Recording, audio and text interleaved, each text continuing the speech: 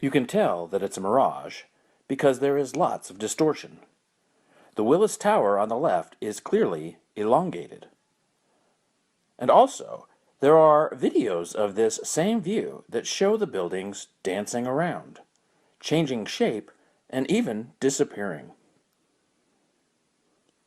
Even though this is a mirage, the bottom parts of the buildings are clearly still obscured from view, just as we expect. If the Earth was flat, you could see the buildings on any clear day, not just rarely when the conditions are right for refraction. Flat earthers use these rare events to try to prove the Earth is flat, but that makes no sense. It's called cherry picking, a favorite trick of all types of science deniers. You don't get to pick the anomalies that seem to agree with your views and ignore the common observations that don't, and still call yourself an honest investigator. That is intellectually dishonest.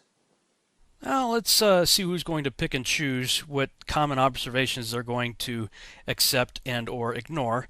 Here's an interesting video I saw online regarding a full day time lapse revealing superior mirages. Now, this is quite extraordinary, actually. This is from skunkbayweather.com, September 7th, 2012. Notice the buildings and the shoreline here over on the left. Keep your eye on that. Just watch that, and the mountain in the background.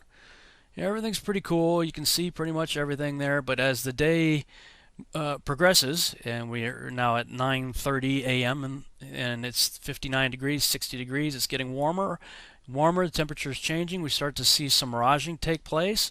Right, it starts to distort things a little bit. Ooh, look at that. The water seems like it's getting higher, and we're losing buildings, and we're losing the beach. Here it is now, noon, 63 degrees and climbing. Uh-oh, there it goes. Oh, there it is again. Oh, it's all miraged. Huh, it's all distorted. Sometimes you see it, sometimes you don't. The default is to see it, though. That's the point. The default is minus distorting atmospheric conditions, you would be able to see everything clearly. But due to different temperature variations and density in the atmosphere and whatnot, sometimes you can see the whole shoreline and the buildings, sometimes you can't. But the magic trick is not in being able to see it. It's what is taking place that obscures your ability to do so. Look at this. And the mountains in the background shrink and expand and everything too. I would suggest that you hit pause on this video and rewind and watch that back and forth a few times. In fact, I'll put the link in the show notes below because I sped this up. I made it only 2 minutes long instead of 4 minutes long. So you can watch the whole thing in a little bit slower motion there. But look at the comparison right here, just in these two images right here.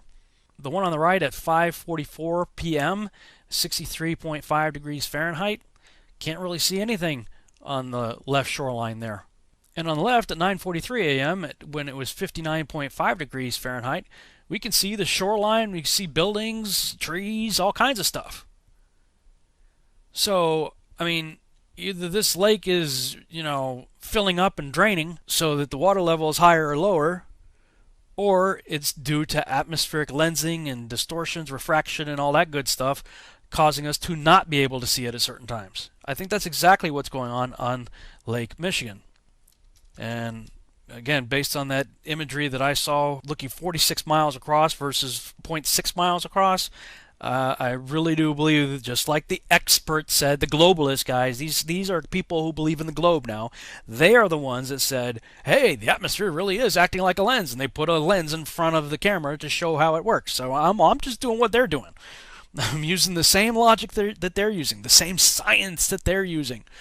And, science is all about testable, observable, and repeatable data, right? So to alleviate the problem of distorting the edges because the magnifying glass ring is too small, I went on Amazon and I got these plastic magnifying sheets and came up with another way of doing the same thing using the sheet right here. Set the city up, a little cutout of the city, and now I've got the big magnifying glass sheet. Bring the camera right up to the lens. See, that's the normal view of the city. Now let's back up again. The science is the same of that of a lens. Here's a simple example. So if you're looking at Chicago here, The atmosphere really is acting like a lens. yes. Atmosphere really is acting like a lens, and this is how much of the city is missing due to the lensing effect, the magnification of the atmosphere. You're missing, you know, a good portion of the city just by pulling my iPhone back on a 3-foot long desk. That's how much I lost of the city. And as with any scientific experiment, you always try to improve upon what you did before. So I got some foam core, made a little housing for the magnifying sheet, and pasted the city on the back there, and I made it as 2 separate pieces so that I could flex it as necessary, because I think that there are different types of atmospheric conditions that would allow for more magnification versus less magnification. So in this scenario you have more magnification, and in this one you have less. And for this one I decided to put the Toronto skyline into my little box here.